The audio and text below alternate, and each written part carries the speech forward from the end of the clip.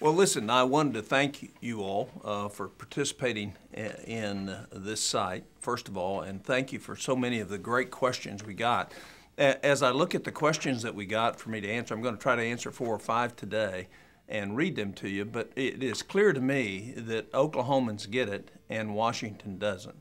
The questions were so clear and so concise and relate back to what is our framing document, the Constitution. And it just thrills me to be from a state where the vast majority of Oklahomans understand what the founders really intended in terms of a limited role of the federal government and living within their means, just like you have to every day. So we'll do this, and then we'll invite other questions. I'm very happy that a lot of you have shared this with other friends of yours. Keep sending the questions and keep holding us accountable. Here we go to the first question. And this question comes from Robert in Delaware County, Oklahoma. He said, "Thank you for your newsletters, your efforts on behalf of taxpayers. I share your newsletters and gotten some positive responses. In addition to overlapping, you point out in your recent newsletter, it often seems to take an unreasonable length of time to get even the simplest of permits from government agencies. How can we have so many people working in these agencies, yet the paperwork keeps circling as if it's in an endless loop?" Well, the reason is Congress doesn't do any oversight. Robert, we pass new bills rather than oversight. We create new regulations rather than oversight and look at what are the regulations. We don't put metrics on federal employees and saying, here's the goal, here's what we want you to accomplish, and here's how much time it should take, and then hold them accountable for being efficient in what they do. We've got a lot of great federal workers, but the Congress creates the environment in which they have to meet all the rules and regulations that uninformed members of Congress place on them. And that's all about doing oversight. Rather than passing new legislation, what we ought to be doing is oversighting the $4 trillion federal government. Question number 2, what can we expect in the future as a result of the enormous spending and increase in the money supply that the administration has undertaken in such a short period of time? Aren't the proposals to recoup the stimulus money from Wall Street bankers just so much more posturing, since in another way it's a passing along a tax to the American people who will see an increase in the cost of doing business with these banks as a result of any fees imposed on them?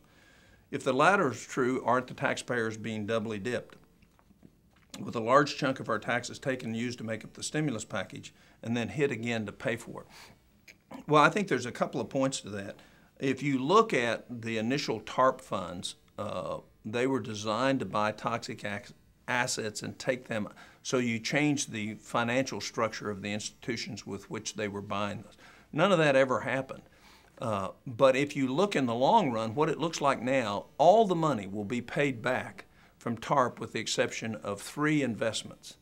1, GMAC, 2, General Motors, and 3, Chrysler. And so any losses that we have will be because this administration used that money outside of Congress's intent, and it's highly unlikely that we'll ever see that money back.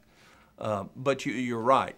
The reason we had the significant fiscal problem that we had was because Congress didn't do its job.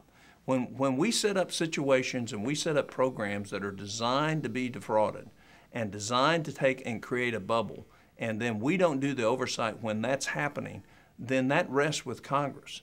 And so people blame President Bush or they blame President Obama. The fact is neither one of them are to blame. It's Congress who failed to do their job in terms of oversight. In 2006, I co-authored a bill to fix Fannie Mae and Freddie Mac, which is where most of these toxic mortgages ended up. And yet that didn't happen. And we didn't have the hearings that we needed to have to address that. So Paul in Pontotoc County, who asked that second question, is right. We got to quit playing games. The number one thing we need to do is to be truthful with the American public about our failings, 1.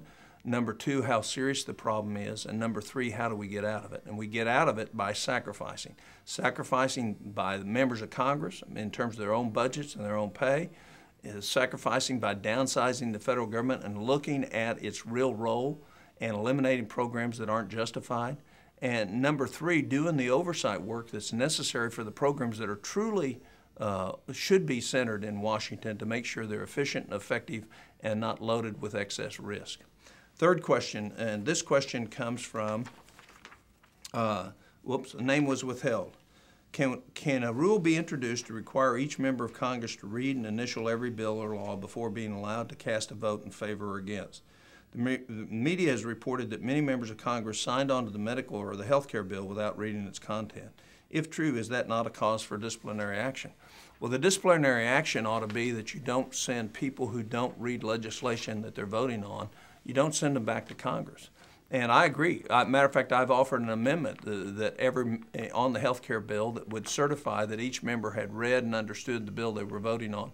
That amendment was rejected by about 60 votes, which happened to be the difference between the two parties in the Senate at the time. So I agree with the sentiment. We ought to know what we're doing. We ought to be informed what we're doing. Not only should we know and be informed, we ought to think about what are the long-term consequences, not what are the short-term political benefits of passing a piece of legislation. Fourth question.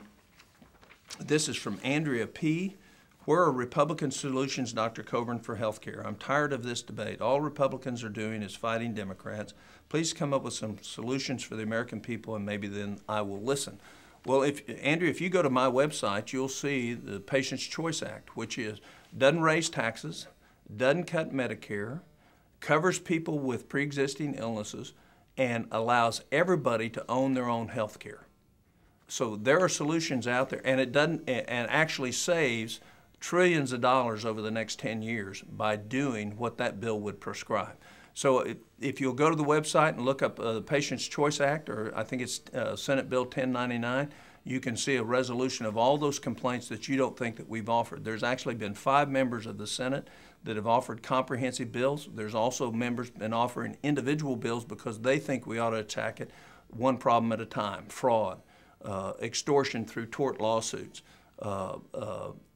access. The real problem in healthcare is it costs too much, and $1 out of $3 we spend on it doesn't help anybody get well and doesn't prevent anybody from getting sick. So it would be really important that we address the cost issue, which is what the Patient's Choice Act does. And then the final question from Marilyn C. I've supported you in the past and would like to assist in this campaign. I've not been a leader, but I will help. My question: will you continue to stand up to the leadership in Washington? When will the politicians listen to the people and stop spending money that we don't have? Well, you can rest assured that every day I do that. If you'll go to my floor speech from yesterday, which was Wednesday, March 10th, you'll see that I outlined the problems with the bill that we passed in terms of the tax extenders. I called it the debt extenders because it actually added $104 billion, or $1,287 to the debt of every family in this country. And I will do that. I continue to stand up and I'll continue to fight.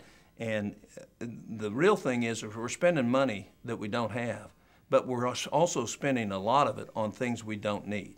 And just like every family in Oklahoma has to make tough choices and has to prioritize where they spend, and if they don't have enough money at the end of the month, the things that are not absolute necessity don't get paid. And in some instances, unfortunately right now, some of the things that are necessities aren't getting paid.